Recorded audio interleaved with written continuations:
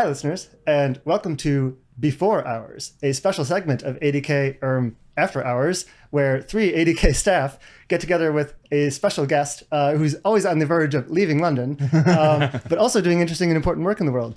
I'm Matt on the one-on-one team. I'm Arden of the web team. I'm Huon of the one-on-one team. And our special guest, well, I'll introduce, is Dwarkesh Patel. And normally, another way that I introduce our guests is to say that they are someone who is doing important and interesting work in the world.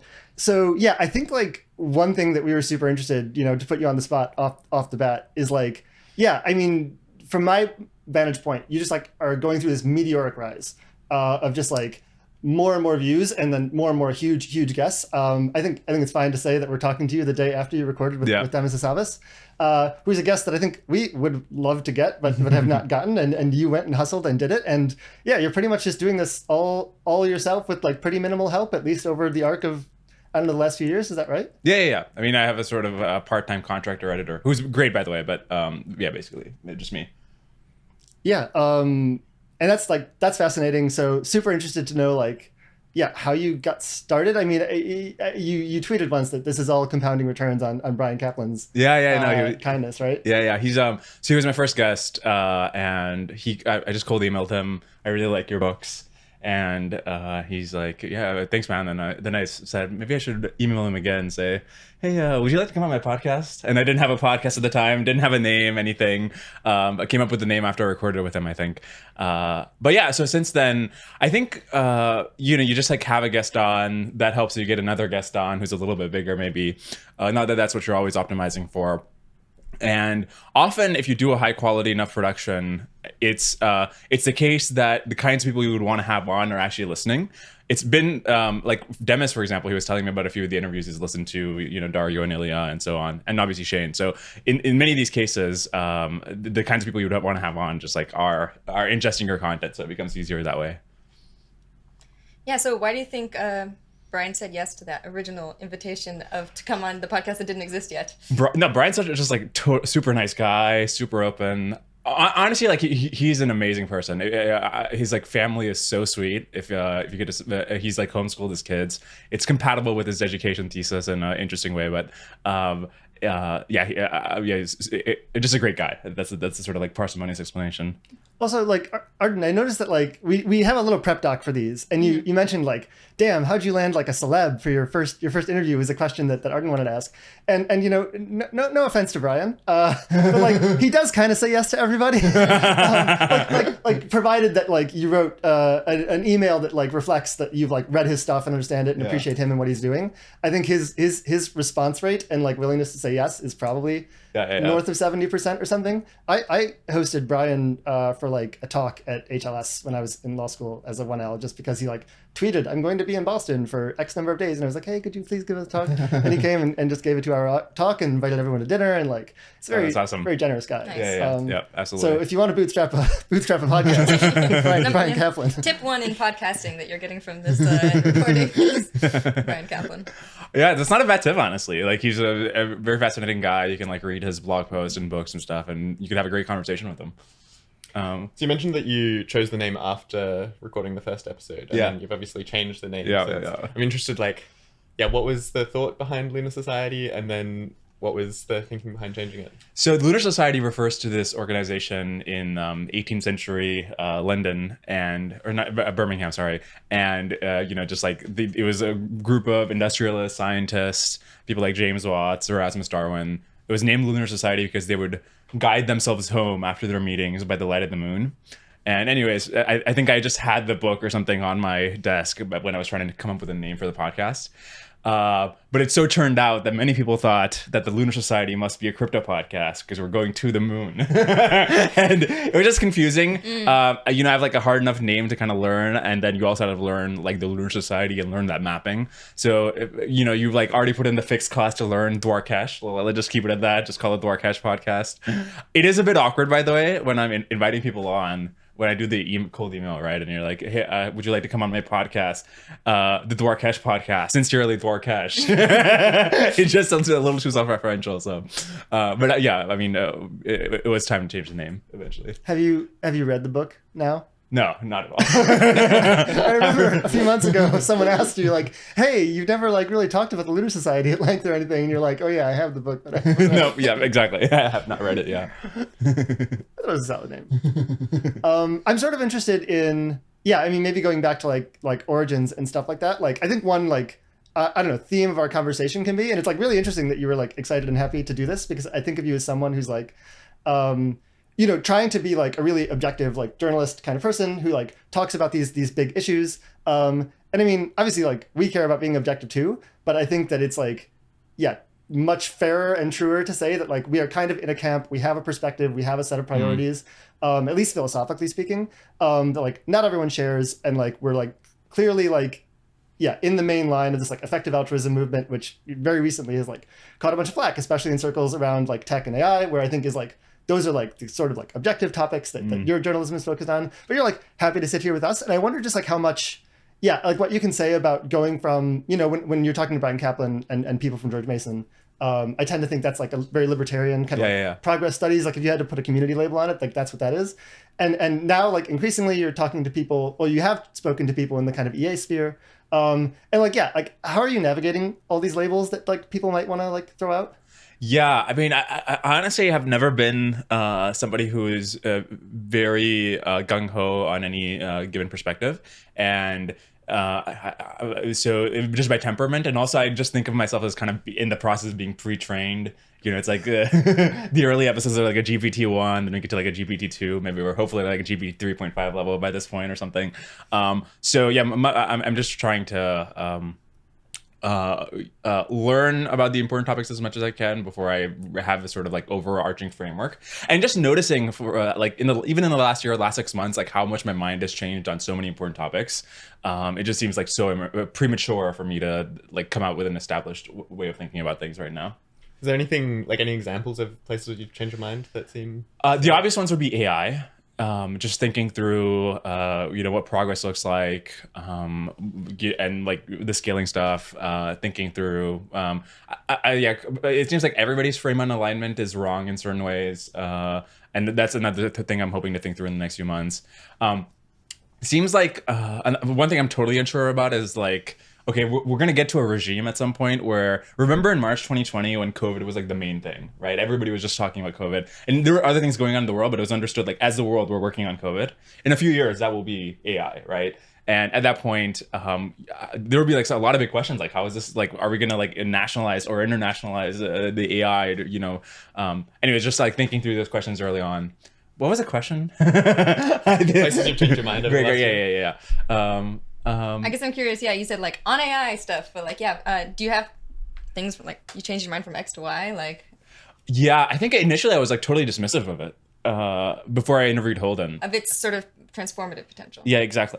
And then I interviewed Holden and got more and more convinced of it. And then it interviewed Ilya, I got more convinced of it. It interviewed Dario. So yeah, just like taking it seriously in the first place was a big thing. Yeah, I think one interesting insider view that we have and that you told me it was okay to share is after you interviewed Holden, and it's interesting that you just flagged that as like maybe a very pivotal kind of conversation that you had. You guys did like an impromptu career advice session for like relatively young Dwarkesh. Holden, what do you think I should do? And I think like the thrust of it was Holden's like, oh, so you've talked to these progress studies folks, and I'm curious like. I think my vague recollection of the conversations I heard it was that like you took their advice to be like, think of a cool business idea and do a startup and like, I don't know, some transportation company or something like that. Like, why not try that and like be a generalist startup person? And Holden's like, well, do you think there's a greater than 10% chance that this AI thing like is a totally pivotal point for like all of human history? And I think, I don't know if you're being polite or not at the time or whether you had already been convinced, but you're like, oh yeah, I do think that. And Holden's like, well, why don't you work on that? And yeah, I mean, was I guess like say more about like this being a turning point, and then maybe whether I summarize the kind of GMU advice, right? Oh, that's like totally legit. I mean, because I had another conversation with him shortly after that, where we were discussing this kind of stuff in more detail, and I was talking about like, I have this like sort of startup idea. I was like a GPT wrapper, and I'm like, I could work on this, make a bunch of money or something, and maybe do useful things with it. And he was just like, dude, you're gonna like build some like Slag GPT integration. Like, come on, the transformative AI is upon us. So yeah, in retrospect, I was like clearly, I don't know, like ex ante, what would, if it still made sense. At what point it was like the obvious thing to do was keep the podcast and blog going and do it in a, because not only do you not know whether it's going to succeed, but you also don't have, at least at the time, I didn't know to what extent like the space was really unoccupied and easy to compete in, or important to compete in, because like the big ideas are not getting discussed in with the big guests and so forth. But yeah, and then you were asking like how I would change my mind on that, or. Yeah. I mean, was it really just like how much of it was just that conversation? Yeah. It's often the case that like on any given thing, or not just like personal stuff, but just like your opinions on a wide variety of things. It's like one conversation usually doesn't do it, but it like trips you to then start thinking about it, and then starts a cascading effect. So I think you can probably characterize that conversation in that way. So would you like describe yourself now as working on AI? Like if he was like, why don't you work on like transformative AI, and now you like are? Sure, yeah, Is that a way of saying it? Okay, yeah. Or it's like definitely one of the big focuses of the podcast. Yeah. Just trying to like think through it or something. What do you think ambitious success looks like with the podcast from here? That's a good question. So like, if you do buy the vision, like, okay, these things keep scaling, they keep getting better. At some point, it will become obvious to the world, like this is the main thing to be paying attention to, like much more so than right now, much bigger than even COVID was at its peak. At that moment, it'll be very important to have like good ideas out there, good discourse. And to be clear, I'm not saying I know right now what the good ideas are. Like the big part of this is like thinking that through. So by that time, you're and so yeah, just being in a position at that point where you're like some of the people during COVID, like Zedep Tufeci or whoever, where they've like really thought this through, they have good perspective on it, they're credible people. If they do an interview with somebody, it's a very credible thing. Yeah, and then you can put it in terms of growth as well, like whatever, many listeners or something, but just basically like being a prominent like good voice on AI when like the things really start cascading. Mm-hmm. So in answer to Matt's question, he asked about like schools of thought or labels or something like that. And I think I heard your answer as like, I'm not really doing that. I'm just like learning stuff. But it sounds like you're kind of like in this school of thought that says like we're going to have something really transformative happening. Yeah. It's going to become the thing that's happening in not so many years. Do you like think of that as its own perspective or school of thought? Because it's not exactly a thing everyone believes. Yeah. Maybe a school of thought, at least like seems to me to assume that like you have a very defined sort of framework for thinking about it, which at some point I might, but so far I don't. Like on the many of the big questions, I'm like actually pretty agnostic, so far at least. Yeah. I think I've like heard it called the AI-centric worldview or something. Yeah. I feel like, which makes it sound bad or something a little bit, but I think often even by people who have the AI-centric worldview, they're like, no, this is going to be essential. Yeah. Or I guess you could say, I don't know, the beginning of the 19th century, like both the communist and the capitalist had an industrial revolution-centric worldview, right? But it's like they're still pretty different. Yeah. So we'll see how it, like the actual specific shakeout. That's interesting. I'm deeply worried we might be the communists. And like this is a meme out there. The EAs are the communists. Yeah, D-cells, gonna crush this technology that's gonna be super helpful and important and stuff like that. And I think it's a little bit related to the question that I asked, a few minutes ago, which is like, I mean, you had this one set of like people advising you, like, hey, like start something, be a principal, like own a business, like generate revenues, like, and historically speaking, or at least over the last like few hundred years, like that has definitely been, I think, like the predominant way that the world has gotten better. Yeah. And that seems like a totally reasonable claim to me. And then there's this other issue of like, well, on the margin, should you just do more of the thing that has like been the dominant mode historically, or are there bigger opportunities doing something else? Because right now you're not a principal, you're like an intellectual journalist, like reporting on the issues, trying to spread ideas, but you're not going to like capture a ton of the value personally, or have control over a lot of resources in the world such that you can like direct the way things go, right? And like, how do you feel about this trade-off of like doing this quasi public good thing instead of like being a principal and owning and building? Yeah, I mean, I don't know, like I got interested in ideas in some sense because I was like initially interested in these, whether it's like libertarian ideas or just like Silicon Valley stuff, like program essays and things like that. Initially, when I like freshman year of college stuff. So that was always sort of like until recently, like the way I thought my career would shake out, and also what I had an aesthetic, what it just seemed like aesthetically appealing. And then so at this point, it's not so much, I don't know if I have like a sort of broader framework for how to think about doing the startup versus intellectual stuff. Maybe one way to put it is like, I started living in Silicon Valley, and then you just like notice that, oh, I can't throw like a stone without hitting somebody building like a GPT wrapper or something, right? So it's to whatever extent you buy like the neglectedness argument, like you know, if there is some Slack integration to be made here, like somebody's gonna make it, right? Like they're not waiting for you. They don't need your help. So but in many ways, like things are inefficient, right? So maybe that's not like a total argument, but it's been my personal experience, at least, that things relating to ideas, they're just like so much more low-hanging fruit, especially given that there's this like new thing happening. There's it's not like Plato got a chance to think about AI, right? It's just like, very much you need to be in this like current moment to be able to think about it. So there's a lot more low-hanging fruit. Nice. It also feels like, you said this thing about historically, that's where most of the progress has come from, is people owning and building things. But like, there were always smatterings of people making huge differences based on ideas in between those things, and academics, intellectuals. And so you could think that there's just always some of those opportunities. And so this isn't exactly like breaking from trend. You're just like finding a niche in what is like been the pattern the whole time. Yeah. And obviously there's like a huge debate historically about how much the intellectuals have mattered versus the people making practical decisions.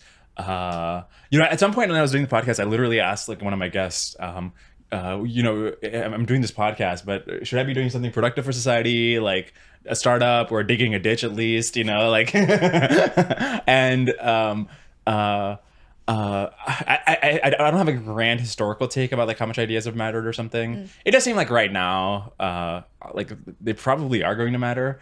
So yeah, but right now it does seem like a compelling thing to do. I mean, it feels like there's a clear relationship between spreading ideas and affecting the way that these like more concrete, useful ditch digging type projects play out. Yeah. Right. If you have these like people listening to your podcast who are actually running these projects, like it's not, it feels like a fairly straightforward way in which you're affecting the building process. Yeah. In addition to, anything more fuzzy. Although it's like, but that was very hard to predict ex ante, right? That just like, it's not obvious that they would be doing that when you started. It's like, it would be equivalent of like, if I did try a startup and it's like valued at $1 billion or something. And I'm not saying it's like necessarily the exact same level, but you know what I mean? Like, then you can say like, obviously that's the thing to be doing. But it's hard to say ex ante, yeah.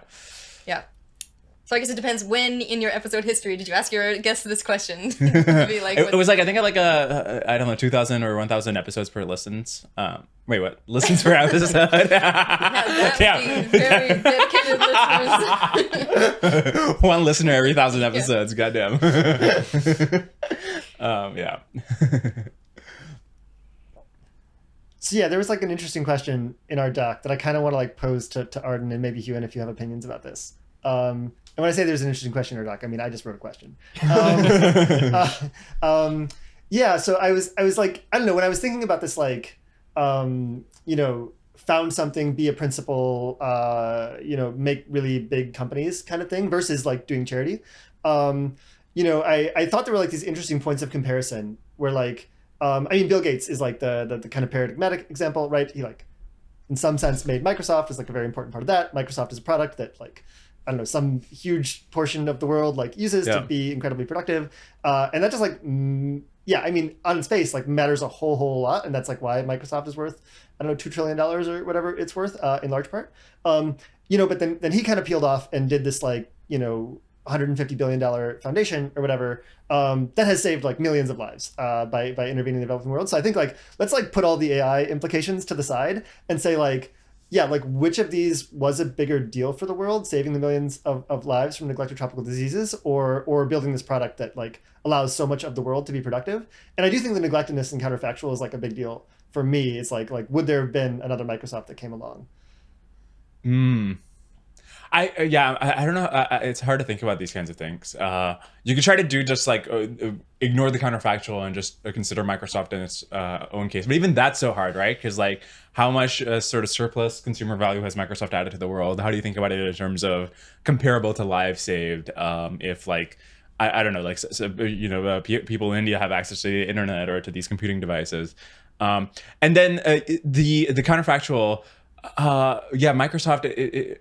Even during when he started in Microsoft, right? Like famously, the guy the initial device that they shipped Microsoft on, they were like considering Unix or Microsoft, and then like last minute they decided Microsoft. So like there's presumably another world where they just did Unix and like the whole thing just kind of went okay.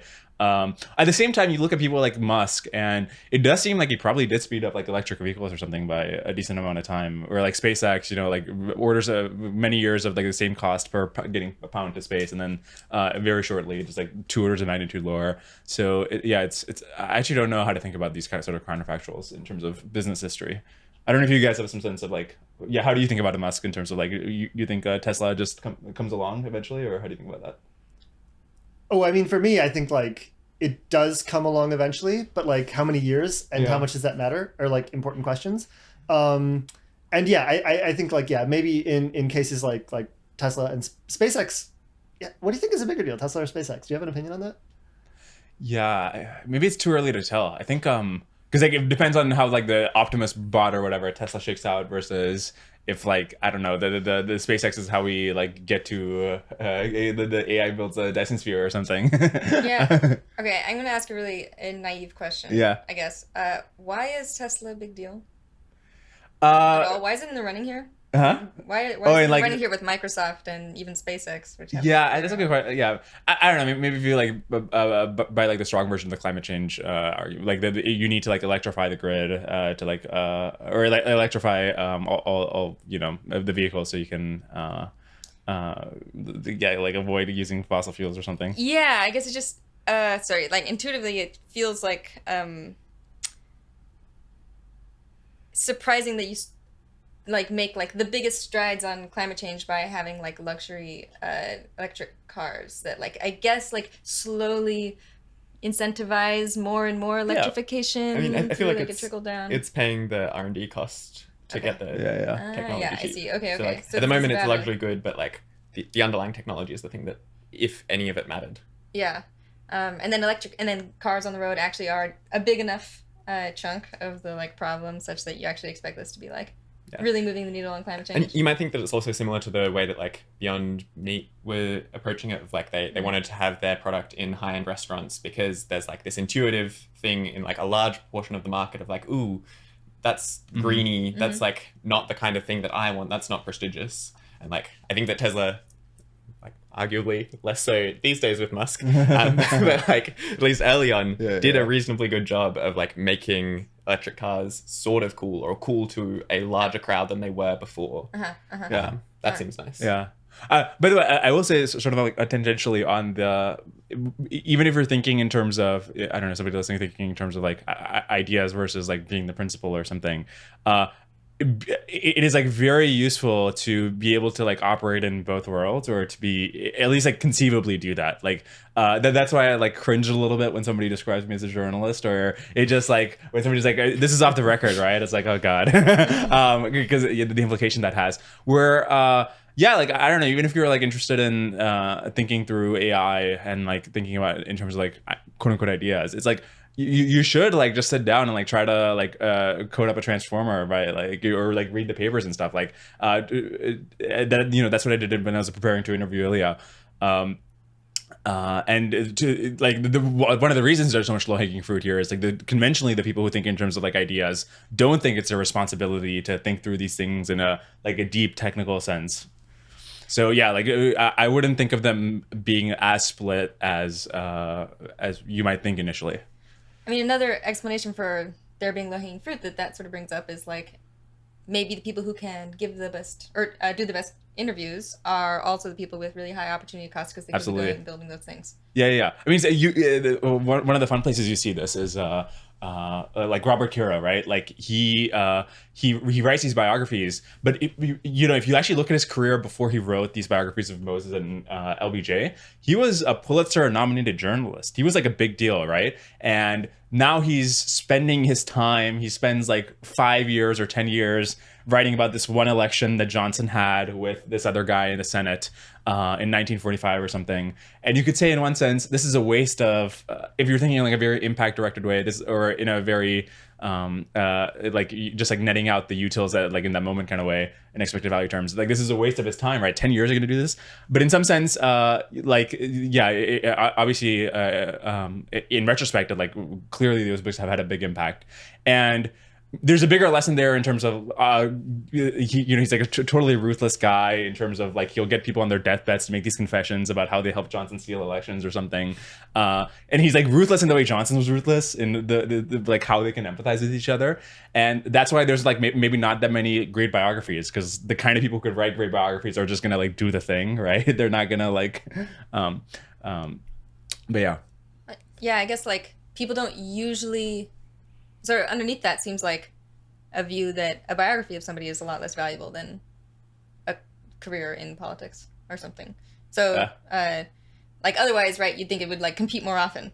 Yeah. Although I just totally like in that case, like I think it's like I would very much disagree. Like if you see the sort of shift in urban politics that has happened since the 70s. Not all of it can be explained, obviously, by the Moses book, but the extent to which people in conversation will just bring it up, even if they haven't read it, as like the reason we need these sorts of community engagement kinds of things, which have completely like transformed how like cities operate all across America and maybe all across the world. It's like they'll say like, oh, like Moses, and like people will know what that's in reference to. They might have heard like an anecdote about like the buses being too short, or like the bridges being too short for the buses with the colored people or something. So I would like becoming like council member of New York would have been like at least 3 orders of magnitude less impactful than like writing the biography.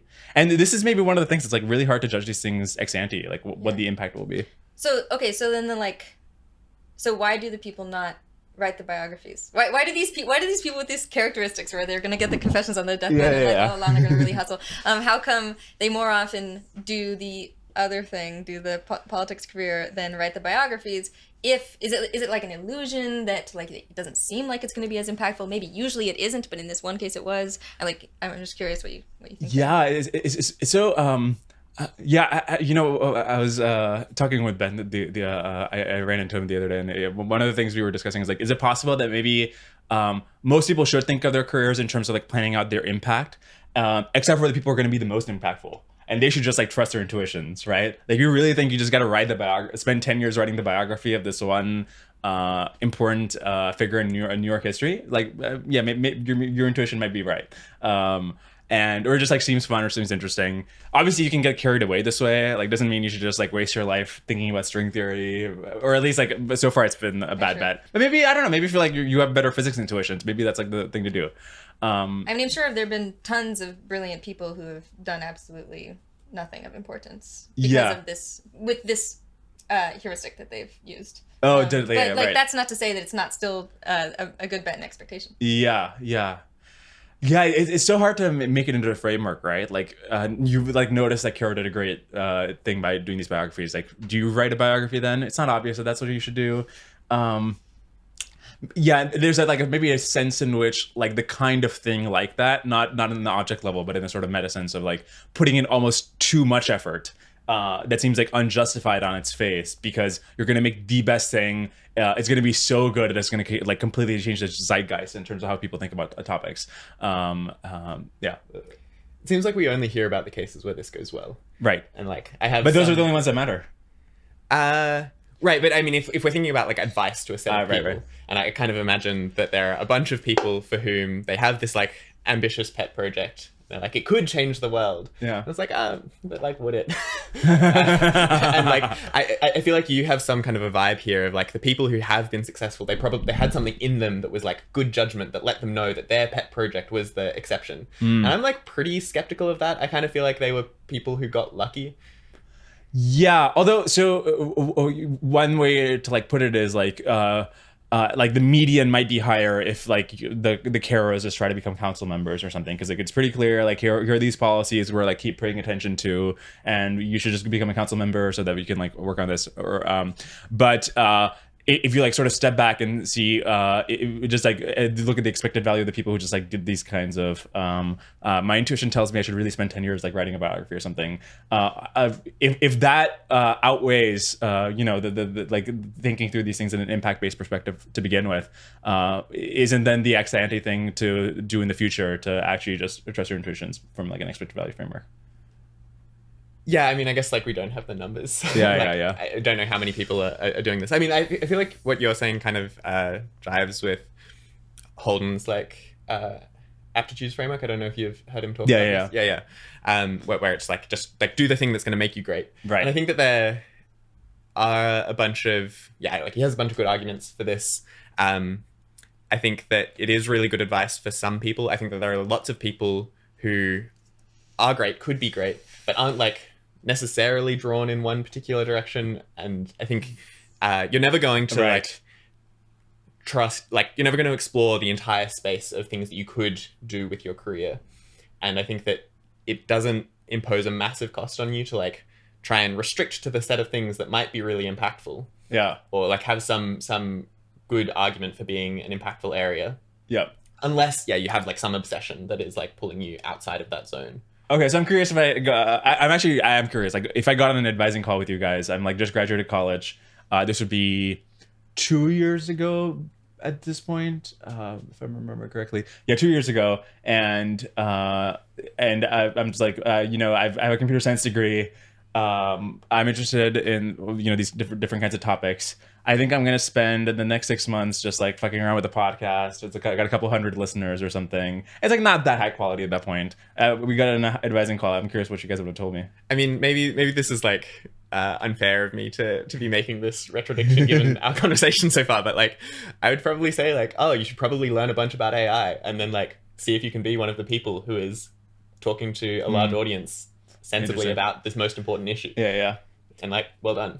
Yeah, I mean, I would say the same thing with even less reservation about retrodiction, because just like, I think a model that we have is like, the types of career changes and plan changes that we're like most excited about, or that we think we can like most affect, at least in advising, are like, who are like the stakeholders of this like largely intellectual debate going to be? And I think like, the thing that we have to offer and the thing that we can kind of coach people on is like how to get a good perspective on what is going on with AI and where it could be going.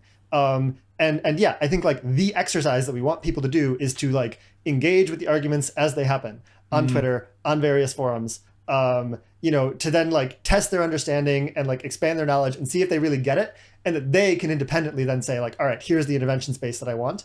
And so like a lot of what we do is motivate people to do that, point them to tools to do that. And if you came in and said like, hey, I have this podcast, I'm like talking to professors about like big issues that matter, I'd be like, okay, here are some big issues that matter: emerging tech, AI, biotech. Is there anyone you can interview about that? Because that's like a way that you're going to learn about this. And like, yeah, I think the way that I would frame it is like, oh, like your podcast probably won't take off, but like stick with it to learn and figure out what intervention you think is important, then drop the podcast and do that. Like whatever learning method works better for you. And then if the podcast happens to take off, like that's not going to be visible to you. Right. Maybe actually we kind of have the same framework. It's like that is literally almost explicitly exactly how I thought about it. Because I was thinking, I graduated a little bit early, and I was thinking that, now there's an extra 6 months, I'm just going to spend that just kind of learning. I'm not exactly sure what to do at this point. And like the podcast is a great way to just learn about what these emerging technologies are, like what's going on in the world, and maybe build up a network or something to figure out what the next thing to do is. So maybe it's more aligned than I think. Yeah, I think I would have nailed it. Yeah. But let's talk about a call that I didn't nail. So we record a lot of our advising calls and share them with the whole team at ADK, I think. And I'm not going to like be super specific about who I was talking to, but I think Huon will know. And we can just talk about the topic. So I was talking to someone who was really interested in like political careers, in government careers, and stuff like that, and like the kind of standard ADK argument that I would make for like why that's important, and like what this perspective that I just mentioned like can add to that is like, oh, my sense is that most like stakeholders in governments and in politics are there because they wanted to be stakeholders in government and politics, agnostic to like everything else. And I think like one thing that society like would hope and trust them to be are like smart people with independent perspectives. But I don't think that's empirically the case. So like it's extra valuable for you to like spend time developing an independent perspective on big issues and like here are a bunch of resources to then like go in, and that's why you'll have high counterfactual. Huon, do you know what I'm alluding to? I might have used words like power seeking or like people are there just to like get power. And like that's not the thing that people want them to do. People want them to be like independently pro-social and like have their own kind of perspectives that they bring to bear on hard issues. And this is like why there's counterfactual there and why you should be excited about it. But I got this wrong somehow, and maybe you remember how I got it wrong. I think you got it wrong by being really confusing. I feel like this now or no, the first time. Like the reason that I was sort of squinting as you were saying this is like I think you're talking about the recent call, but like I didn't get that when you were talking about it. Wait, so what's the story here? What happened? Yeah, I mean, I don't know how much of this we can talk about, but I guess Matt had just like had this really great call with this like super ambitious person. Yeah. And then he's like, I'm going to take a conversational gambit here. I'm going to take a risk. I'm going to do it. And then, you talked a bunch about power seeking and like how we are in this building, a bunch of ideologues, and like maybe you should be one too. And like there's this like fight between the people who are power seeking and just trying to get positions for their own benefit. But like maybe the ideologues always lose out. I don't know. I was confused. So here's what was happening. Like one thing I like to do on calls is like let people know how they strike me. Because that will give them information about like how they strike other people, and you're just on a Zoom like maybe who they are. And like I often speak to people who I think like just have a ton of ambition for ambition's sake. And what I wanted to say was like I'm a little worried that like maybe you're just excited at these things because they're big and prestigious in society, in the world. And so as you go and pursue them, which you're determined to do, and I'm supportive of you doing, remember that like the reason this makes a difference and the reason it matters is because you're going to like bring this perspective to bear to it. Maybe I'm just being clearer now than I was on the call, but it's like don't merely think about the positions you want to hold and totally trust yourself. Like think a lot about like how am I different from other people who hold these positions. Right. And yeah, I laid on this like cynical view about like like people who want these positions a lot like usually end up thinking about nothing but the position. And that's a problem. Yeah. No, I think like actually the Johnson bios are great on this because Lyndon Johnson through his entire career, literally until he's like president, is like mentored, supported, funded in every way. Like people give up their careers for him, and the people who give up their careers for him are just like Southern conservative racist figures who like love him, who think he's gonna bring about their vision for the country. He's like a secret sort of secret ally. He's like a Trojan horse that like the liberals think that he's on their side. Once he's gonna get in the White House, he's really gonna save the South or something. And it's like totally the opposite.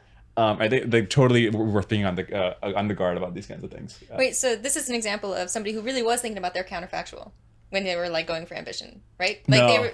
Okay, no, it's much more confusing. I'm so because I was thinking that he's like, I'm gonna get in there. I'm gonna gain power, but I have a plan for that power.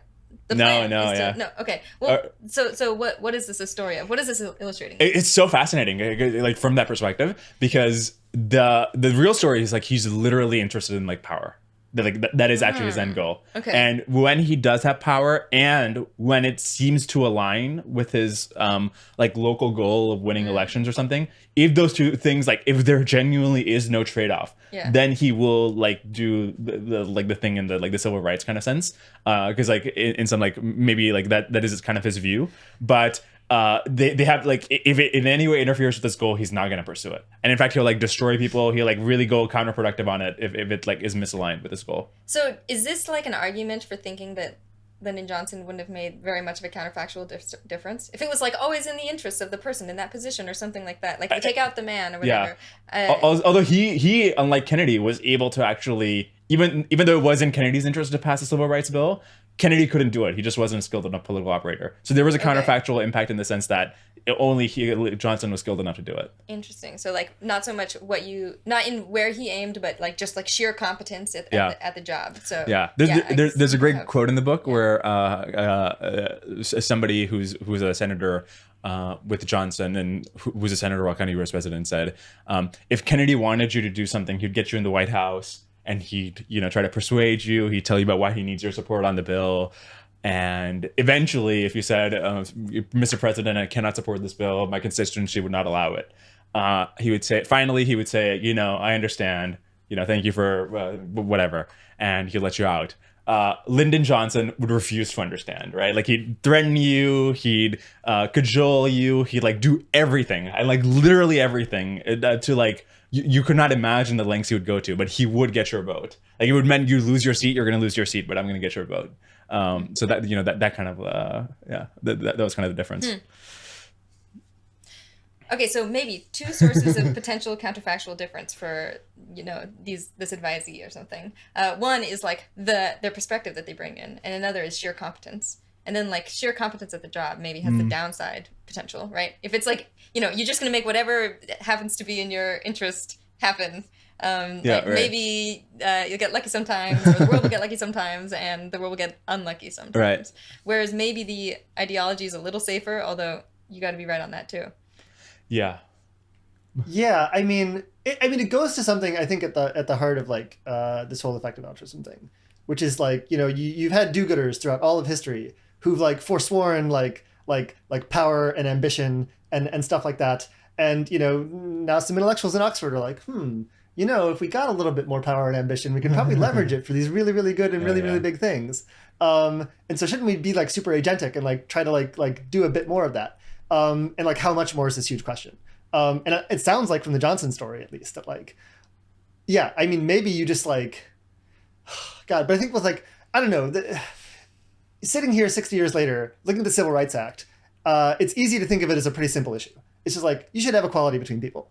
Like it's easy to understand. Just put that in your pocket and walk away with it. But like AI is like super nuanced, right? There's all these hard trade-offs to navigate. It's really hard to even like forecast where downside risk is, where upside opportunity is, and things like that. So if you weren't thinking really carefully about it, it'd be like very easy if you weighted too much of your effort and resources on like, I'm going to get power and get into an important place. I care about AI, whatever that means, that you'd like mess it up. So like, I don't know, are we striking the right balance when we tell people to I don't know, be roughly half and half on these things? I like maybe two thoughts on this. One is that it's like this sort of like long plan of in 10 years, I'll be in a position of power because like I'm going to the right college and getting the right sort of credential to be in that place. That probably is true of a lot of paths. And maybe I'm like totally overrating on my own experience, but it does seem to me that, Peter Thiel has this quote that what is your 10-year plan and why can't you do it in 6 months?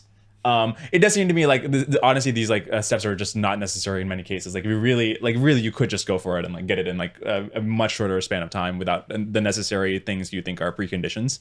And then maybe I lost my train of thought here. I had a second point here. I don't know if any of you have a jumping off point on that. I mean, I think that is like a thing that we say on advising calls a decent amount of time. Like you'll have somebody who's like clearly already impressive and they're like, I'm going to go to 3 more years of grad school. And we're like, Right. Like maybe just apply for jobs first and see if you can do the stuff that you already want to do. I don't think that's going to work for everybody. So I think that there is something about like, people who are very impressive can skip some of the steps and like, they should, and like one of the services that we can maybe provide is like helping people realize that, hey, maybe you're in that reference class. Like we're not going to be a super great, it's going to be like quite a noisy signal from us, but we're at least like an external and hopefully honest. I don't know. I don't know if this is the right way to put it, basically, but like, aren't the people who are going to actually like be the biggest impact you guys have? Aren't they going to be like the ones who actually can skip the steps? Like, so maybe just like if you just like tell everybody to skip the steps, and the people who matter will be able to do it. Yeah, I think that imposes too great a cost on like everybody else that we talk to. Like I think that I don't want to be giving the piece of advice that is only useful for people in the tail. But why not? A bunch of heuristics around like reputation and helpfulness and like, I mean, maybe some of this is that I don't think that the trade-offs are that stark, where like I think that I am I'm willing to err on the side of like being more encouraging to people. And so I think I'm probably capturing most of the tale in my encouragement. I mean, I guess we're going to go, there is like a sort of failure mode on the other side where you're so encouraging, you tell them like, yeah, your string theory PhD totally makes sense, you know? So like... encouraging as in like, I think you could do something really great, go do something great, not I think you should do the thing you came to me with. Not only in the sense of like, maybe I phrased it wrong in that like I actually do think it's true of many more people than conventionally think so, that they really could do the thing they're trying to do much faster, or rather maybe not like, my experience has often been that if I think about the last year, day to day I feel totally unproductive in that. A project takes me like many weeks. I think it should have taken me like 2 days or something. But then over time, it seems like it was like a pretty good year. But then each individual project is like, why did that post take me like 3 weeks to write? That's like so long, right? So maybe like in a broader scheme, like the broader goal you could have, you can do faster. Yeah, I mean, I think that. Like in my own life and talking to my friends and talking to my advisees, like. Yeah, not everybody just gets to have a super successful career. Sure. Like I think that like job hunting is really hard. Yeah. And I think something else that seems worth pointing out in terms of like, I think like probably a lot of my impact on the world is going to come through these people on the tail, who are going to like do amazing big things. Like I don't think I'm particularly likely to do amazing big things, and yet I still think that I can have like an impactful and satisfying career, and I'm like pretty happy to help people who are on that path.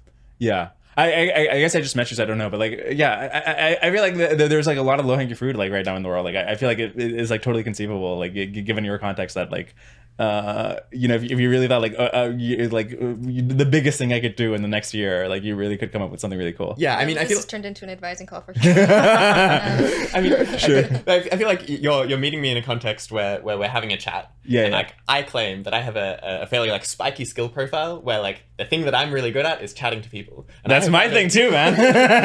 If that's not valuable, we're all fucked. Yeah, I mean, maybe I should look into starting a podcast. I mean, clearly that's where Matt's taken it. And like I think it's not like I'm viewing my career trajectory from here as being like plateaued, but like I'm not going to start some org. Like that's just like very far outside of my profile. And like I don't know, I feel comfortable with that. Thinking in terms of like being in the position of power to do the right thing on AI, I think that what that perspective might miss is that, at least to me, it doesn't seem clear at all what like the right thing to do on AI is, and it very much will become clear to thoughtful people as it comes. It's like it's not possible to know in advance many of these questions. If ever. Exactly right. And in fact, if you look at it historically in many movements, the amount of like historical irony and tragedy you see. People like having the exact opposite effect they want to have. I mean, like one question you can ask is like, on net, has the environmental movement been good for the environment? Like if you just think of the impact they had on nuclear power alone, right? Like that might just outweigh everything else that's happened. I don't know. I mean, you can like get into these other sorts of questions. Like there's a different like historical cases you can go through. Yeah, I think that like a certain amount of epistemic humility is like definitely baked into our brand, and like the kind of thing that we're pushing on people. So I think like when I say like have a good perspective on AI, I don't mean like there is an answer that you're going to be super confident in one day, but I do think that there are a bunch of like bad, risky, like non-robust ideas that you could be tempted by, and that I see people tempted by all the time, that just like don't account for all sorts of important considerations. And I'm like, at least like be able to filter the bad ideas out of your model and give yourself a better chance to do the right thing, which is, I think, like just like an update that people could give themselves by like caring a lot about, what's my perspective on this? And it can be like quite a humble, broad, like nuanced perspective that hopefully filters out a bunch of bad things. And then like, in expectation, we'll make the world better. Yeah. This is reasonable. Yeah, I guess it's like, it seems clear that you should be able to do better than chance on like you're having like making the right choice on AI if you end up in a position of power, if you try. But then I guess like that's not quite the question, right? Because in order for that to be good, it needs to be that the person who would have power otherwise would be doing chance or worse if that was the bar. And like, is that true? I guess maybe I'm like not even thinking in terms of like motivation necessarily, but just in terms of, you know, there will be a sort of judgment call to make in terms of how much sort of international regulation we have of these AI. Like this is just like one potential failure mode out of many possible ones, right? And this is not because of somebody's bad motives. If we have just some sort of like very strong international regime of regulation on this kind of stuff, you can imagine like all kinds of failure modes from that, of like we just lock in a world where we never get the Dyson spheres or something, or like never get the mind uploads. I don't know, but it just like not because like somebody, it's just like a thoughtful thing to do, right? Like we want to make sure like so nobody kicks off an intelligence explosion accidentally or something. Yeah. No, sorry. I mean, the thing I was responding to was I was hearing Matt as giving sort of an optimistic case for like, even though it's really hard to know what to do on AI, like the advice is not like know what to do on AI and then like carry that forward and use that once you're in the right position. I see. It's to be like, sort of better than the next person or something like that. Yep. And I was like wondering like how well can somebody tell whether they're better than the next person? Yeah, I think, I mean, obviously fundamentally hard, difficult. But I do think like, I don't know, I get to cite my one source of expertise and that I've just like talked to hundreds and hundreds of people. And what I often see, and what I often see on social media and other places is just like, people take novel issue X AI, right? And they just translate it into like the political meme that they like the most, right? So if I care a bunch about healthcare, like, oh, it's all about how AI is gonna cure diseases and make healthcare better and more accessible. If I care about like jobs and inequality and stuff like that, it's all about jobs programs and UBI. You know, if I care about tech, it's like it's all about deregulation and freedom and innovation, and like these like really simple memes that I think miss a lot of important considerations that I think are out there. And so that's the counterfactual. Those are like the leaders of society that you could be displacing if you were really careful and humble and thoughtful. Yeah, and it's easy in many cases there isn't even like a counterfactual person. Like people often say like there's no Matt Levine for AI, right? So somebody no what? Matt Levine, okay, the finance writer. So if somebody did become the Matt Levine for AI, which actually seems like a very, like if somebody wants to like take up that mantle, like I think that would be like a really cool thing to do. They're not like displacing anybody, right? It's like not like the other Matt Levine would have had a different, worse perspective. It's like you would just be the guy.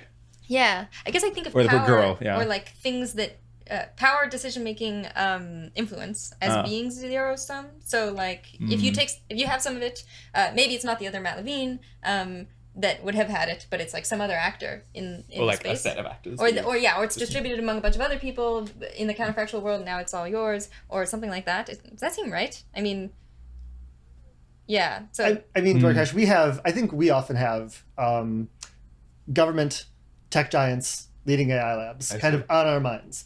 And they have just like carved out some big part of the territory that they're always going to have and always going to claim, and they have their systems for who gets to decide what their influence on that territory is. Or I guess maybe this like goes back to the thread we were having about Caro. It's like in 70s, the equivalent of, and maybe not like thinking in terms of EA perspective, but like in terms of like liberal priorities, in terms of like New York City or something. You would think like, listen, we have these tracked out plans for becoming city council person. We have a tracked out plan for like being a part of an NGO.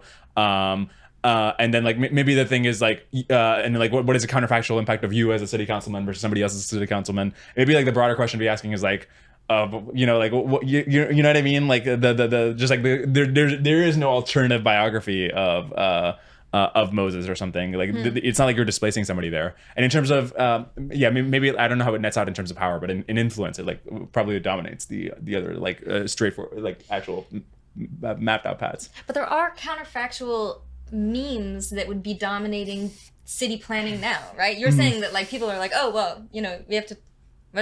Moses is like did blah blah blah, and that's like shaped the conversation, and like there would be the conversation, and it would be totally different.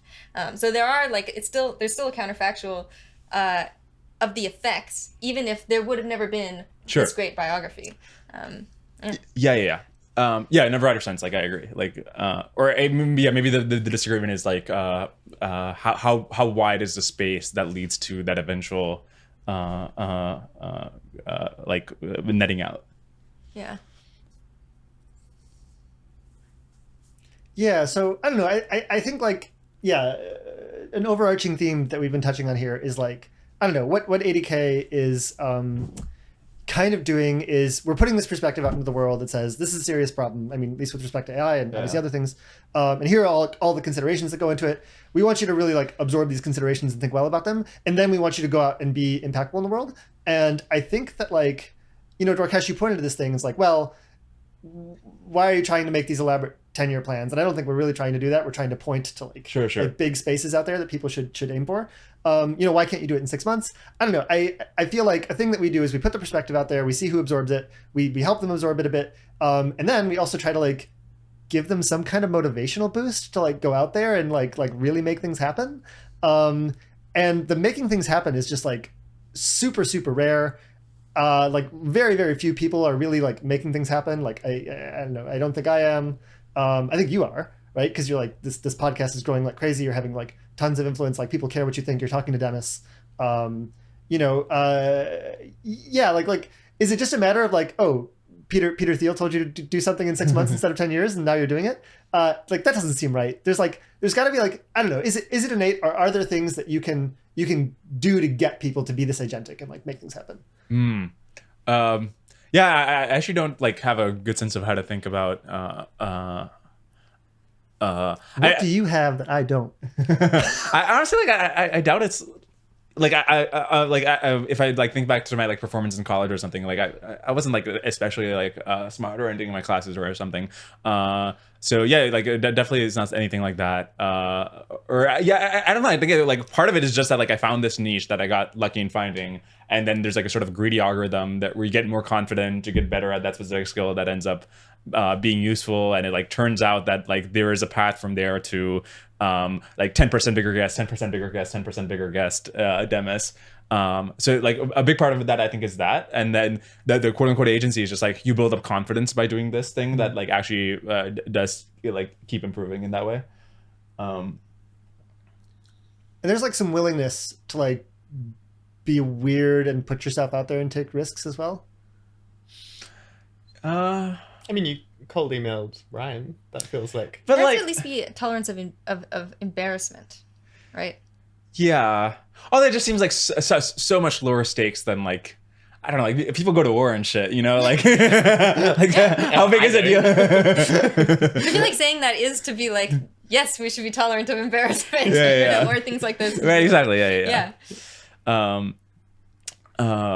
Yeah, I mean, I'm trying to think of like what is like the broader lesson or something. Yeah. So I talked to a bunch of people who I would class as like self-perceived entrepreneurs, and a lot of them try and a lot of them go for it. And like, I think self-perceived entrepreneur is such a great. is the dig like that clear? And yeah, it is only a minority of them who like I think impress me and make me think like, oh yeah, I'd invest in this person, or like they're gonna do things in the world. And I feel like there's two things going on. With the ones who impress me, that is that like they're both like super sharp and like have a vision and reasons for the things they want to do. They're like seem robust and good reasons. And then they're just like incredibly risk tolerant and willing to like look weird and try something and face rejection and the likelihood of failure and stuff like that. And then in the class of self-perceived entrepreneurs that I am not impressed with, they don't have the first thing where they have great perspective and super convincing arguments and good reasons, but they're like super risk tolerant. They're just like, hell yeah, I'm an entrepreneur. I'll cold email 1,000 people with a terrible plan and like just keep going and pounding my head against the wall because like that's what like I don't know, Mark Andreessen told me to do one time or something like that. And yeah, I wonder like these two things just seem super rare, and it seems like the only thing or the thing that's easier to tell people and advise people to do is the risk tolerant, be weird, hustly one, because you can't really tell people to I don't know, like be sharp and have good reasons and maybe obsess over some particular aspect of the world that you're gonna embrace. I mean, you could say things like you got to stress test this idea. What's the theory of change? Like asking like the pointed questions can help people, I think, move in that direction. Oh, actually, this is really interesting because this might be like a sort of crux. I mean, actually, like maybe to step back before this is like I'm actually like I'm glad 80K exists. Like I'm like I think it's a super useful thing. This is like fun to talk about the different maybe like potential cruxes here. But like yeah, I remember being in college and like it is actually sort of you can like talk in these broad terms about like do something weird or something. But like all right, what do I do, man? Like I gotta say I'm about to graduate a CS degree. Like what do I like be weird? Like I'm gonna be homeless, man. Like is that weird enough for you? Like I gotta get a job or do something. So it is like helpful to have like a sort of like initial like here's a resource, like think this through. Does this seem sensible? Anyways, but this seems like an interesting crux because I'm much more sympathetic maybe to the self-described entrepreneur tribe. And in fact, if you like had a conversation with me 2 years ago, I would have very much struck you as this if you like try to ask me a question about like what's your theory of change for the podcast, like why does this matter? And in fact, people did ask me this, like people from an EA perspective, and like I just like did not have a good answer, and I would just be I would strike you as a very much vaguely ambitious kind of person in this way. Because I also was like just knew fewer things. I was less thoughtful. I was like a GPT-2 kind of, you know what I mean? So you would have just been like, I don't know what's going on with this guy kind of deal. And then like I would just be much more sympathetic. And then maybe the broader message is like to somebody else who is in a similar position of like, yeah, you know, like things are super amorphous, but like you have the sense of like you want to do cool things in a way that like might strike people as cringy or like not thought through. It like in some sense you will become more thoughtful as you pursue just trying to do more ambitious things. You'll come up with better reasons, and you'll like also be able to find, because you're just trying more things, you'll be able to find like better things to do rather than like trying to think through it from a first principles perspective maybe. Yeah, I think I hear sometimes the leaning on the second, this like I'm gonna do a bunch of stuff. Quality to be about like, look, I'm just gonna like search the space instead of like reasoning through it. And it's like more expensive in some ways, but I'm willing to pay those costs, or that's like an easier cost for me to pay than the like figuring it all out upfront type cost. And so like it's trying to get maybe at the same thing sometimes. I wonder if it'd be like with these people who are missing like one or the other, because presumably you also meet people who are like, I have this really like thought out you know, idea, really sharp, like blah, blah, blah, but like there's no energy behind it, no hustle. It's not like I'm not willing to take any risks and it never goes anywhere. I wonder if there's like a way of being like, okay, you need both of these things and you can like start with one and it can like help you develop the other over time. And like you can kind of start from either side and you just need both in the end. Yeah. Although I like personally, I'd much rather like the person who has like a lot of hustle and ambition, but like it seems like not particularly geared towards anything super thoughtful, and the person themselves doesn't seem like that have like a coherent worldview or model of like what they're actually doing, rather than the converse. Or at least like my perception has been, if I like look at my friends a couple of years back and like who's doing cool stuff now or something. Interesting. Arden, your comment just terrified me that we're making a huge mistake as an organization. Because we do talk to the people you described. Yeah. But I think the thing we do with them is say like, hey, we have all these like research positions and intellectual positions where you can just keep using on your ideas. And then like the really promising people, like they just go and get jobs at those orgs that we like doing research work, and we pat ourselves on the back and be like, we got a plan change. Good job, guys. When really they should be like implementing. But like we just don't see that because we see this like very legible opportunity in front of us to plug them into a thing that we like. Yeah. Yeah, or they don't seem like the implementing type. Yeah. And like, yeah. I sort of buy that, like, there at least have got to be some cases where, like, that's the push they need. As opposed to, like, lean into their pre-existing strength. They need to, like, shore up this other thing that will then into something better. Yeah. Okay, I guess while we're talking about what we do at 80K, it seemed like I don't know, I'm curious about what your biggest objection is to what we do around here. Okay, I have a question for you guys about this. Who is the... If you think about, you've probably changed hundreds of careers over the length of this organization. I don't know if this is something you can say publicly, but like who is the person you're like, this is the biggest counterfactual impact we've had. Like this is the one we're most proud of. I don't think we can say. There are documents we have that we keep and track this. I think if I need to cut this, I can cut this. But I'm just gonna say the head of a research org. Oh, great. Okay. That we think is like a pretty good research org. But I mean, it speaks a little bit to the point that we just made about like, are we just like plugging too many people into research to keep using on these ideas and reproducing? Hey, but they're the head of the research. They did kind of found it, maybe? I don't know, yeah. To try and make you feel less worried about us making a big mistake here. I think that there is just something about like the kind of person who is a good fit for research roles is the kind of person who is likely to read the content on our site and be like, oh, this is great. I'm going to go do... Yeah, I feel like there's a huge selection effect here. So if we pivot to video, that's when we're going to get the entrepreneurs. Twitter, I guess. TikTok, you just gotta... Yeah. I mean, maybe it's more like if our content was less about like ideas and more about execution, that would attract more people who are good at or interested in execution. But like that's not very likely to be our comparative advantage. Yeah, but I guess the worry is that in some sense they're a natural fit for research, and they're naturally drawn to ideas and thinking things through and being precise and la la la. But like they actually need a push to go in another direction, and we're like maybe not giving them that push. So in fact, like the fact that we have this magnet to bring all these sort of precise thinkers to us is like we could be using that tool to push them in a way that they might not get pushed otherwise. Yeah. And like I definitely don't think that there's some like fixed quantity in people of like I'm only good at thinking, or I'm only good at execution. But I do think that there is like a current quantity and like trying to get people to move across like I don't know, I expect that to be hard. I expect for a lot of the people who try this, it's not going to work out, and like when it does work out, it'll be huge, but I think that this like eats into how big a mistake we might be making here. It is interesting, speaking of AI, how many of the people who are like if you think of Dario Demis, many of these other people who are executors now, the most important executors in AI are like researchers, right? Their background is research, and there must be some correlation or covariance within those traits that the CEOs of some of the top AI labs. Or just you need both to be very successful in your picking from the top. It could be like yeah. Right. It might be very rare to have both.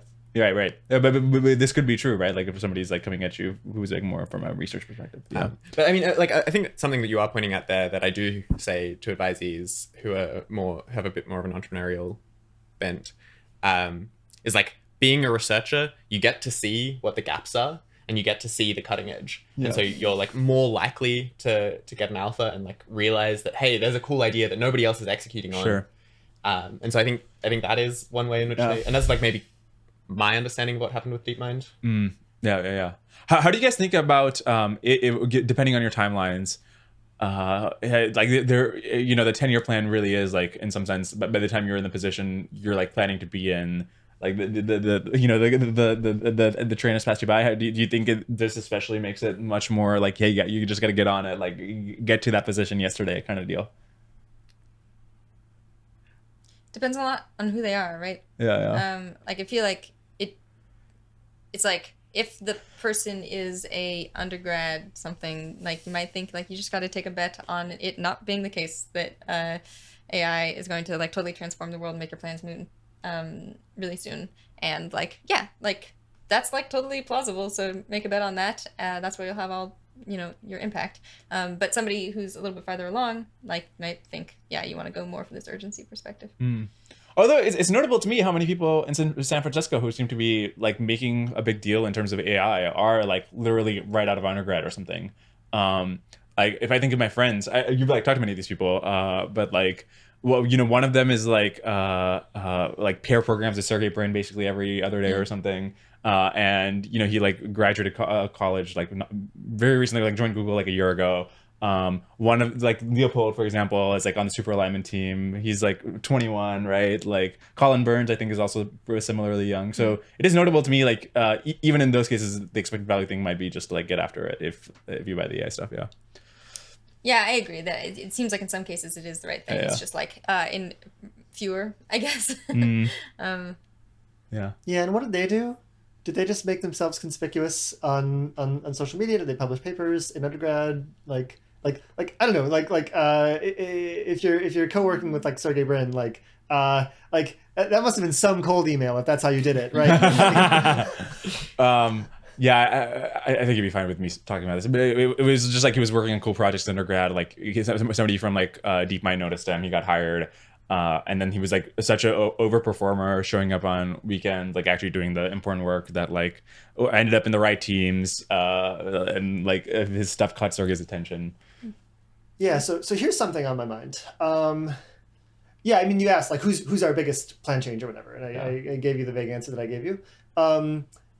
And then I thought like, who are the biggest people overall just doing the work that we care about and think is valuable? You know, Holden and Dario, like throw those two names out there, like that we're like really excited about. We think are doing important things. Yeah, my sense of them, not that I know details about these two guys in particular, is like they had a very independent vision that they found on their own, and they're like pressing it forward. And then you know, we like the staff at ADK who are like being agents in some way are mostly like their audience. Like we observe these people, they're doing really cool things. They really impressed us. And the thing that we can do is help them like fill a bunch of roles to build out their organizations. And who are the people who are like filling out these roles? I think of them as like people who would be like consultants or like you know, just like good software engineers, but not like visionaries and leaders and things like that. Yeah, and I mean one thing that I think is like, man, the real leaders, like they're just gonna find their own way, and that the thing you can do as an advice org is take the people, and I think about our audience in this way a lot, because like people find us by Google. They're like looking for jobs or like what is a good job, and things like that. They sort of conceive of themselves as like people who need help, and like leaders maybe aren't that kind of person. Yeah, that's interesting. I wonder though, is there a case where if you are on the call and you're like, I don't know, this guy strikes me as like a young Holden or something, you're like, hey man, if I were you, I'd just spend like 2 months trying to think through this yourself. You know, just like like right out of the blog post, like trying to think through this yourself.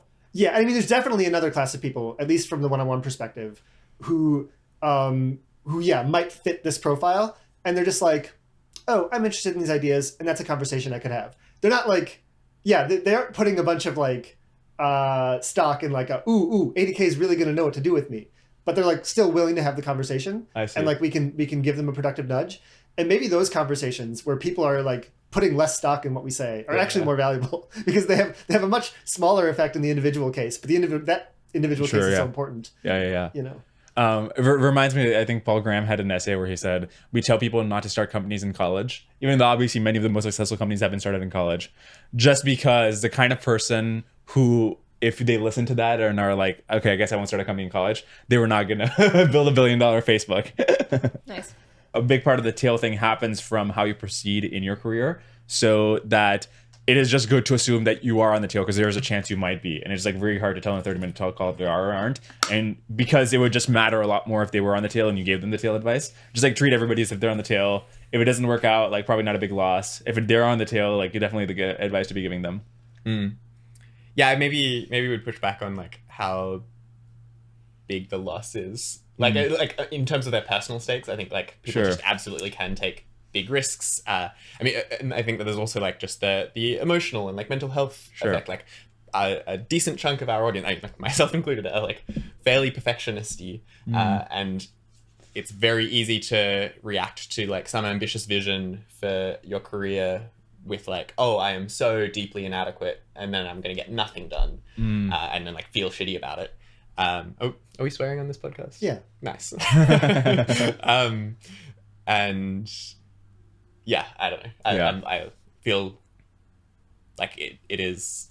I feel some responsibility to take seriously those personal consequences. I feel like we also make kind of a promise to our like readers that like we're going to try to help you and with a fairly tailored, take on your career based on you in one-on-one, right? Because like we have all of our like thing that we'll say to like everyone on the website or like the podcast, and so then wanting to like treat people as individuals and like what is actually going to be best for them is probably part of the unique selling position of the one-on-one service. I do wonder like how much of eventually being on the tail is just like people treat you like you have the potential to be. This is like especially true of kids, right? Like you talk up to kids, you talk at like a higher level, or like treat them as they are capable of certain responsibilities and they'll adapt to it. And if you just coddle them, the opposite happens. If I just think back to like what I would personally prefer, if like somebody's like not sure how like good I'm likely to be or something, I would rather that they just like assume the best, like set high expectations. Because then it's just like a vote of confidence. Like the guy thinks like I can like start an org or whatever it is. Like that's super cool. Yeah. Although it's a vote of confidence that loses credibility if the word spreads that you have that vote of confidence for practically everyone. Yeah. Maybe not. I don't know. Like maybe it's interesting to extent like I don't know if you like see the teacher like say good job to like another kid, how much like diluted is it when the teacher says good job to you as well? Like it probably doesn't like net out to zero. Like I don't think it's like a total loss. I also just like absolutely buy that this is an effect, but like how big an effect do you think it's going to be? Like if you imagine running the RCT where in like one group you tell everybody that, hey, like you could be an entrepreneur, you could be like, you could do great things. And then the other group, you do like a more safe thing. Like how different do those two groups end up? I'm like, I don't know. Like, especially like if you're not, I would certainly, I think they could end up pretty different. Yeah. Sorry, I think I've misspoken. How big is this effect on like, of those who go on to be an entrepreneur, how successful are they? Like if you're talking about like the thing that makes people good entrepreneurs is like the way that they're treated. And I'm like, I don't know. I think so. I don't know. I have like a sort of qualitative assessment that like the extent to which like certain people don't achieve as much as they could, it's very much because like society or like their institutions aren't telling them like this is expected of you, like you really can do this. I certainly feel like I have this with myself. So like I feel like my like performance is well predicted by like the extent to which I am like expecting and predicting and confidently predicting of myself that I will do the thing. Like, I mean, maybe that's obviously like very confused because like you actually, if maybe you have other reasons to make the good prediction, but like some sort of like self-talk style intervention does feel like very potent in my case. And I think I hear this with other people as well, which kind of suggests that it's got a decent causal. Yeah. I think I absolutely think this is a thing. I'm just like, I don't know. I'm the studies that you're talking about with kids. Like my memory of this, and I could be way off, is like people will move from like a C to a B, you know? Yeah. And like I think that the self-talk thing is really like what you expect of yourself. Like you put in the work to meet your expectations, and so like if you envision yourself as somebody who like always exceeds expectations, you're gonna like try really hard to exceed expectations, unless you burn out. But what you're not gonna do is you're not going to be like, oh, I'm going to like become a grandmaster in chess. And if you're just like not very good at chess, like I think that there are limits that you run up against. It's like I maybe one framing of this is like what it's good to have these sorts of like deontological constraints. Like I don't want to do something where I think it's very likely to have a bad impact on your mental health or something. But just like keeping in mind the end goal. Like the end goal for ADK is like we want to get the tail talent to work on the most important thing. To the extent that you think that is like a good framing or some version that is good framing. Like you think of a business, right? Like the end goal of the business is like we want to ship more widgets, and obviously we have these other side constraints, but like this is the main thing we're doing, right? This is the thing we're super serious about. But and on the thing about like setting high expectations for young people, I think one of the reasons like Silicon Valley is really good at getting young startup founders to do like really awesome things in their early 20s or even like less than their 20s sometimes is just like, yeah, it's a totally natural thing. Like it's totally natural. We're going to give you a few $1 million to like, you have a website you put up with a couple of your friends in college, like we'll give you a few $1 million and like you'll get a meeting with like or like top people in our VC firm or something, or you know what I mean? So just like that expectation like is like rewarded in the way people respond to it. Yeah, I'm thinking about like how broad our advice should be, because I sort of agree with this framing that we're trying to get the most talented people working on these the people in the talent tail working on the problem tail problems, and like that's how we're going to measure our success. And like I don't know, one like oversimplified story I could tell is be like, all right, we have a single top problem, say AI, right? And all we want is like people to be getting into the tail on that, and we're going to talk to tens of thousands of candidates, and we're all just going to give them the advice to go on the tail. And like this goes back to like something that Huon was saying about like reputational stuff, and like people are good, and like basically the reviews are going to be 9,980 people said like, oh, they told me to do this thing and it didn't work at all, it was totally wrong for me. It's like how likely are we to be reaching tail talent if that's like the meme that people come away with? And does this have a lesson that we should be thinking about a lot more problems so that legibly talented people across the board are like, I talked to 80K and they successfully predicted the thing that I ended up being really good at and that I feel really good about. And like, yeah, is this a trade-off we could be getting wrong? Yeah. Or I think we're doing that one. The second one? I think we're aiming for that one more than the first one. Do you go to our meetings? Maybe, okay. Maybe not the one-on-one team. I don't know. Wait, can you remind me what the second one was? Doing something that's more like, I guess could summarize it as like casting a broad net, but trying to do a good job on that whole net so that more people are attracted to it and then you get more of the tail talent, even though you're not aiming for them as directly. Right. But I mean, I'm suggesting this is going to cut across different problems. We just tell people about AI and biosecurity and maybe conflict and nuclear stuff a little bit. And those are the articles we write. I think that's definitely the stuff that the advising team spends time knowing, like what orgs are doing what, and can give the most context on in advising context. And like maybe we should find a way to be broader. We can't be experts in everything, sure, but just like I don't know, have more context on interventions in climate, right? In like different kind of startup ideas that you could have around I don't know, energy and transportation and all these like kind of big sectors that matter socially and probably have some social low-hanging fruit kind of hanging around, instead of just like saying like, well, hey, there are these two top problems. And I mean, obviously animals and global health and development, right, are like ones that we think are important and like super valuable work on like kind of theories of the world that we're maybe more confident in or something like that. But again, we don't spend a ton of time thinking about like what are the cool interventions here, apart from Rob like interviewing some cool experts, I think.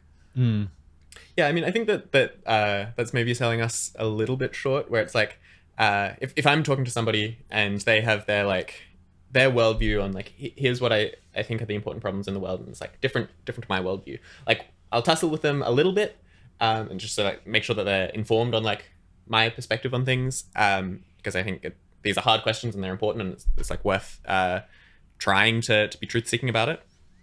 But then like we have another part of the call, which is like, I'm going to just try and like help you with your aims. And like, I agree that 80K is not going to be, I mean, like we would love to be really good at that, like better than all of our competitors. And I think we're like competitive with our competitors. But I think it's still like part of the service that we can be a sounding board and say, hey, like, have you considered cold emailing your people to like get this started? And like, that doesn't require any understanding of like the context of like climate change, if we're going to help somebody pursue a career in climate change. Yeah, I mean, I feel like you can enrich the conversation a bit. Like, I mean, and I do have like views on climate and like what are the really neglected things that could make a big difference. Yeah. Like what kind of like albedo kind of interventions are you doing to deflect more sunlight, right? That, like no one else is thinking about, or they have this like dual use kind of thing where people are worried about geoengineering. What do you think about nuclear? Like everyone just wants to be like, oh, I want to be a wind and solar person because that's like nice and cozy, but like that probably doesn't have big like counterfactual.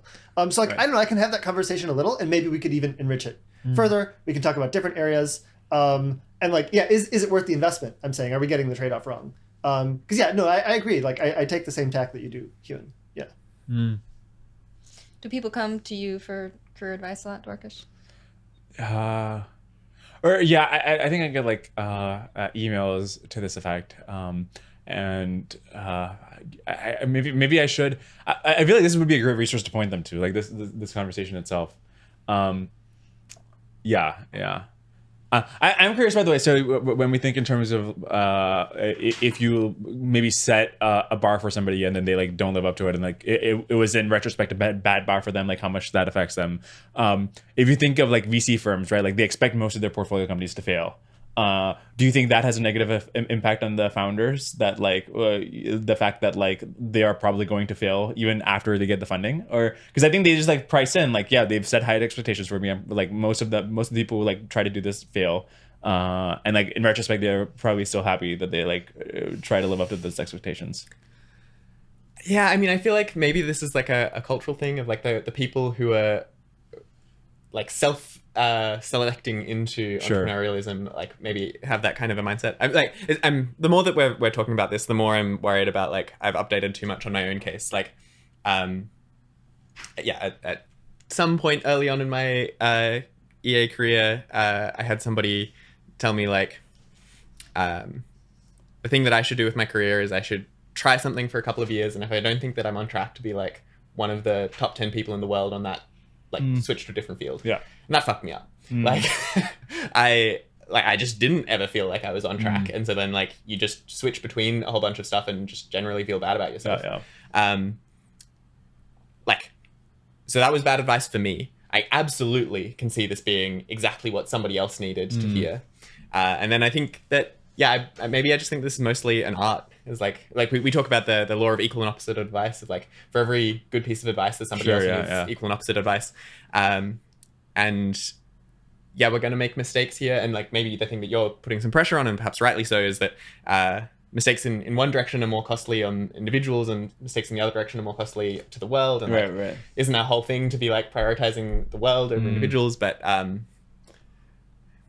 don't know how great I feel about being the vector for costs on individuals. I feel like one like way of framing this I could imagine working is to be like, when we're talking to users or advisees, being like, look, we want to enlist you in our effort to make the world a better place. You are our partners in this, not our beneficiaries.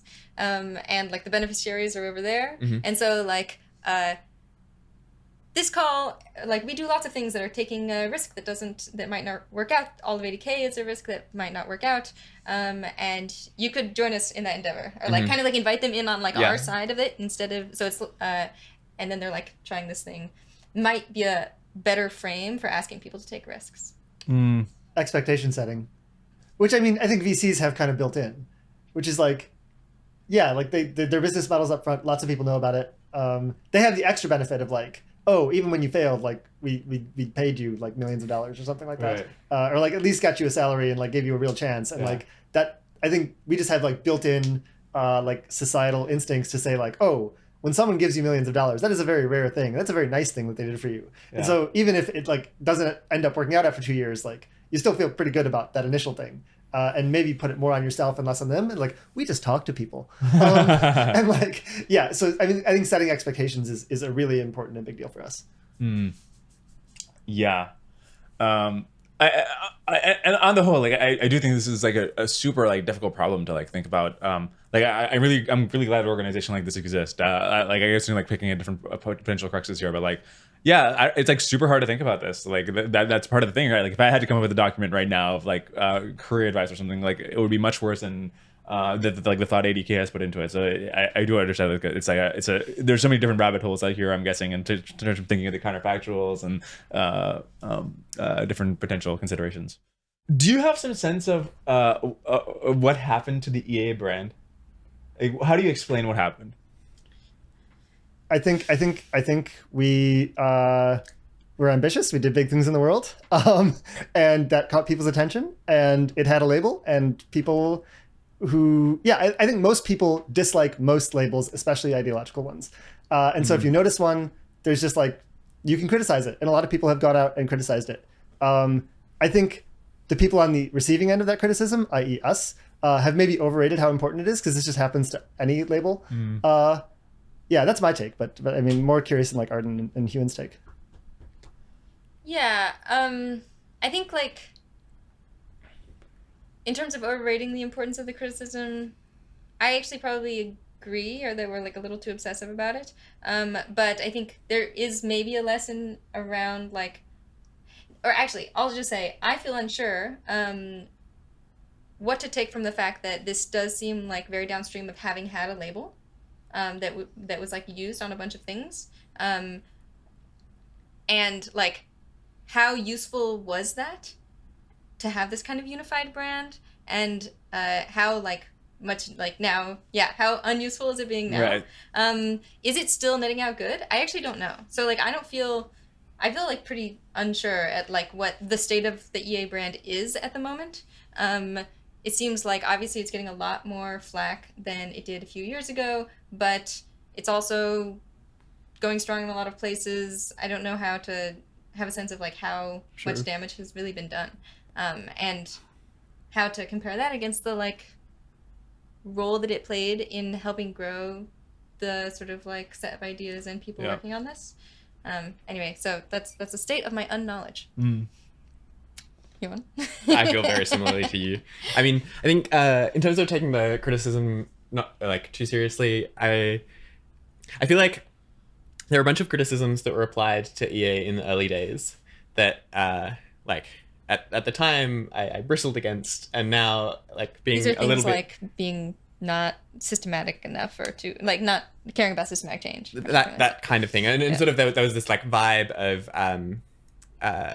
us being like quite naive or something, and like I now feel that I am somewhat older and wiser, and I'm like, yeah, I buy some of those criticisms that I used to brush off, and like I think that is reflected in the actions that we are now taking in terms of like engaging way more in like policy, for example, than we used to, and like having a much broader set of evidence that we're willing to consider and weigh in, and like you know, and you see this in a bunch of like small debates as well. Like early on, I feel like there was this whole thing of you really should be willing to put a percentage number on any of your beliefs. Like if you're not doing that, you're just like being dishonest, or like not being sufficiently rational. Whereas these days people are like, yeah, but we're not actually robots. Like the percentage that I'm going to give you today is going to be different to the one that I give you in a month. And so it makes sense to like talk in a bit more, with a bit more fuzziness. So I don't know. I guess I sort of feel like at least portions of the historical criticism have been informative of our growth in a way that I think that was good, and like portions of it weren't. I think that you know, there are some like important key ideas that we have stuck with, and I think that they're good ones. That's why I'm here. But I feel pretty good about the prospects of like trying to, like looking at the criticism and trying to work out which of these bits do I want to take on and which do I want to leave. So I agree that the older criticism was productive, and like just led to these like useful internal conversations among people who like saw something of value here, and did kind of like, I don't know, advanced intellectual process. They're also like pretty small in terms of like the brand compared to like post FTX criticisms, and maybe Dwarkesh is alluding to like post OpenAI board situation criticisms. I mean, I feel like current criticisms that seem interesting to me and like worth thinking about carefully are around our relationship to power. Like you talked about this thing of like the Oxford academics realizing that like, oh, maybe a bit of power helps you do more good. Well, like also there's this like long history of do-gooders who thought about this and were like, power's dangerous, it corrupts you or something. And then like I don't know, I think this is like a nuanced issue, and I have a take on it that like aligns with the rough sort of mainstream EA take. But I'm definitely interested in trying to figure out whether I'm wrong. I love that you're going very object level with this. I think when it comes to brands, the meta level is what's important. Sure. Is what do people think, and like are people who would, you know, sign up for 80,000 hours one-on-one advising? Are those groups of people changing a whole bunch based on these like social media perceptions, articles written, and things like that? I feel like I'm curious to hear, like, at a descriptive level, like, what do you think has happened to our brand? I don't know. It's just like noticing. I don't know. I've done like a lot of different things. I've done like controversial interviews and so forth. I've had on people, and then like never has ever been a problem. And the only like big controversy I was ever a part of was because I had OpenFill did like a minute-long ad on one of my interviews, and it was just like hilarious to me that like of all the things I could have gotten got for, like this is the thing, right? Like where's EA's brand? Like this is the thing. You got a lot of flack for that. I don't know if you were. There was like a big Twitter thing about it. Sorry, So was this in the context of like you wanted to debate Beth Bezos? And, well, like so, he's like, I won't debate you because you're an open. No. That's sad. That's how it was. That's like the storyline that was perceived. No, basically what happened was like somebody tweeted out like, I see what Dwarkesh is up to. He's got this ad. And then like Beth Bezos was a quote today is like, you know, this is his latent agenda being revealed. He's like clearly an EA shill. Like I've asked him many times to come on his podcast and he said no because like he's an EA shill, presumably because he's being like paid off by OpenFill or something. And then I quote tweeted to that as like, well, I haven't had you on because you're not like that thoughtful, but I'd be happy to debate you. Anyways, there was like a big controversy on Twitter for a day. So you touched our brand and it hurt. Yeah. Yeah. Sorry about that. But the substance of the hurt was just like, I don't know, how many tweets with how much engagement? Was that it? Oh, it was like I think like 1 million people or something saw it, or it was like the big controversy of the day for on Twitter for 1 million views, 10K likes for something. Less than 10K, yeah. Okay. Like over all the compiled, like, is that what you mean? Like, yeah, something like that. Yeah, I don't know, like 5 maybe, or less than 5 probably, yeah. Does that seem like a big deal? Yeah, no. Honestly, like I think like my reputation is like fine. I just like of all the things that have happened, it was like the biggest one to me at least. But like not in the comparison to like the broader EA stuff. That is, I mean, it does feel like a kind of illustrative story or interesting story. Yeah. I mean, there are just people who go crazy, have identified the brand and don't like it and are determined to like see places. Sure. Yeah. No, I don't take it seriously as a criticism of VA. I take it seriously as, or not. I don't even take it seriously. But it's like interesting as an observation of like this is, you know what I mean. Yeah. That if someone touches these issues and like takes on this perspective, or certainly does a sponsorship or something like that, that there are definitely like people out there who like will criticize that, and then other people who will like kind of revel in that criticism. Mm-hmm. Yeah. So how do you think this is going to go? Oh, I mean, it's like pretty obvious. I'm like sympathetic to it's like pretty obvious. I'm like sympathetic to EA ideas, and like I've like I have no qualms with like saying that and like being associated with that. Yeah. Dwarkesh is just a generous guy who came on my podcast. he may do it for you too. No, it's been a pleasure. This has been super fun. Yeah. Awesome. This has been Dwarkesh Patel. And thank you everyone for listening, and thank you, Dwarkesh, for coming out and perhaps exposing yourself to more Twitter criticism, but I'm sure you can handle it. Yeah, no, this has been a lot of fun. Yeah, thank you guys for having me on. Yeah, this has been great.